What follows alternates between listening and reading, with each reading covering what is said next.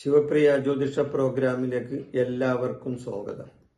എൻ്റെ ഈ ജ്യോതിഷ ചാനൽ നിങ്ങളൊന്ന് സബ്സ്ക്രൈബ് ചെയ്താൽ എൻ്റെ തുടർന്നു വരുന്ന ജ്യോതിഷ പ്രോഗ്രാമുകൾ നിങ്ങൾക്ക് കാണാൻ സാധിക്കുന്നതാണ്. ഞാനിന്ന് ഇവിടെ പറയാൻ പോകുന്ന വിഷയം സൂര്യന്റെ ചിങ്ങൻ രാശി പ്രവേശനത്തെ പറ്റിയാണ്. സൂര്യൻ 2025 ഓഗസ്റ്റ് 17 ചിങ്ങൻ രാശിയിൽ പ്രവേശിക്കുകയാണ്. സൂര്യന്റെ സ്വക്ഷേത്രമായ ചിങ്ങത്തിലാണ് സൂര്യൻ വരുന്നത്. അപ്പൊ സൂര്യൻ ചിങ്ങൻ രാശിയിൽ പ്രവേശിക്കുമ്പോൾ മറ്റു രാശികളിൽ ഉണ്ടാകുന്ന നക്ഷത്രങ്ങളുടെ രാശി നക്ഷത്ര ഫലമാണ് ഞാനിന്നിവിടെ പറയാൻ ഉദ്ദേശിക്കുന്നത്.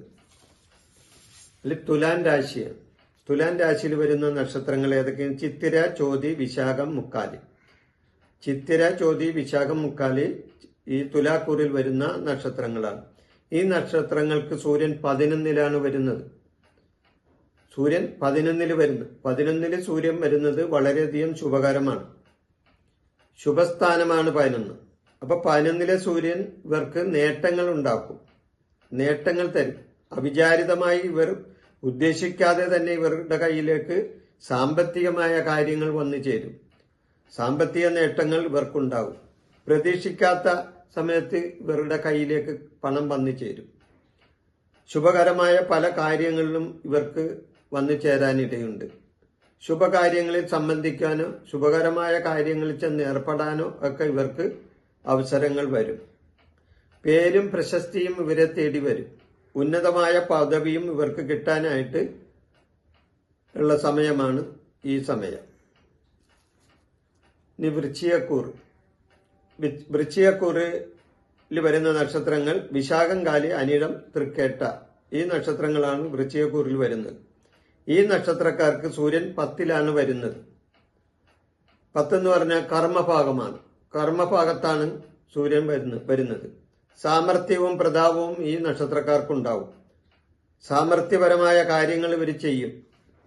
വൈദ്യശാസ്ത്ര രംഗത്ത് പ്രവർത്തിക്കുന്നവർക്ക് നേട്ടങ്ങൾ ഉണ്ടാകാനുള്ള സാധ്യതയുണ്ട്. അവർക്ക് കീർത്തിയും ആദരവും പദവിയും കിട്ടാനായിട്ടുള്ള സാധ്യതയും കാണുന്നുണ്ട്. സാമ്പത്തികമായ നേട്ടങ്ങൾ ഇവരെ തേടി വരും. സാമ്പത്തിക നേട്ടങ്ങൾ ഉണ്ടാകും.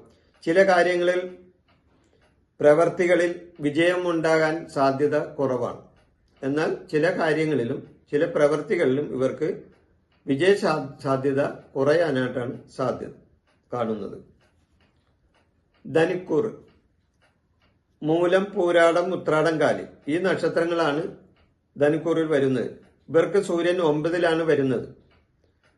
വിചാരിക്കാത്ത സ്ഥലത്ത് നിന്ന് ധനനേട്ടം ഉണ്ടാകാനായിട്ടുള്ള സാധ്യത കാണുന്നുണ്ട്. ഇവരെ സംബന്ധിച്ച് വിചാരിക്കാത്ത സ്ഥലത്ത് നിന്ന് ധനനേട്ടം ഉണ്ടാകാം. പിതാവിന്റെ സ്വത്താവകാശം കിട്ടാനായിട്ട് സാധ്യതയുണ്ട്. പിതാവിൽ നിന്ന് എന്തെങ്കിലും കിട്ടാനുണ്ടെങ്കിൽ ആ കിട്ടാനുള്ള അവസരം ഈ സമയത്തുണ്ടാകാം. പുത്രന്മാർക്ക് ശ്രേയസ് ഉണ്ടാവും. പുത്രന്മാർക്ക് ഈ മൂലം, പൂരാടം, ഉത്രാടം, കാലി നക്ഷത്രക്കാരുടെ പുത്രന്മാർക്ക് ശ്രേയസ് ഉണ്ടാകുന്ന ഒരു സമയമാണ്. ചില സന്ദർഭങ്ങളിൽ ഭാഗ്യാനുഭവങ്ങൾ കിട്ടാതെയും വരും. ചില സമയത്ത് സൂര്യൻ 9-ലാണല്ലോ. അപ്പൊ ചില സമയത്ത് ഭാഗ്യത്തിന് തടസ്സങ്ങൾ വന്നു ചേരാം. അതേപോലെ തന്നെ പിതാവിന്റെ സ്ഥാനം കൂടിയാണ് 9. അപ്പോ 9-ൽ സൂര്യൻ നിന്ന പിതാവിനും ചില ദോഷങ്ങൾ സംഭവിക്കാനും അവിടെ സാധ്യത കാണാവുന്നതാണ്.